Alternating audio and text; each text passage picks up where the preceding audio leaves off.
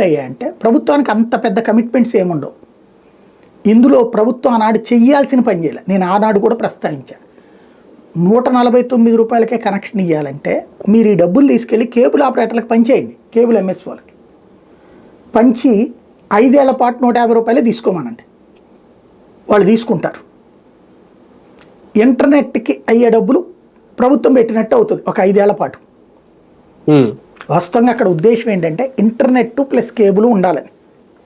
149 రూపాయలు కేంద్ర ప్రభుత్వం భరిస్తే అది పబ్లిక్ దగ్గర తీసుకుంటే కేంద్ర ప్రభుత్వం ఇచ్చిన డబ్బులు 100 రూపాయలు 150 రూపాయలు ఉన్నాయి కదా, అవి ఒక 5 ఏళ్ల పాటు పనిచేస్తాయి కదా. 450 కోట్ల 550 కోట్ల ఇచ్చింది అప్పుడు. ఎంఎస్ వాళ్ళకి అందరికి ఇస్తే దర్జాగా ఇస్తారు కదా వాళ్ళు. ఇవ్వాల వీళ్ళు ఏం చేశారంటే ఇందులో 2 కోణాలు ఉన్నాయి.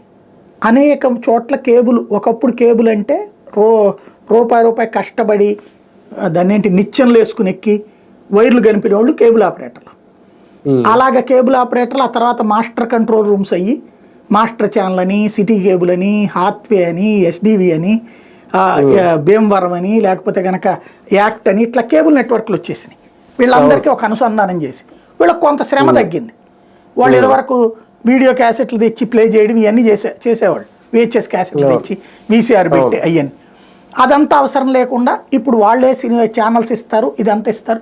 వీళ్ళు జనం నుంచి డబ్బులు కలెక్ట్ చేసే ఏజెంట్ల కిందకి మారారు. ఇది నడుస్తూ ఉంది.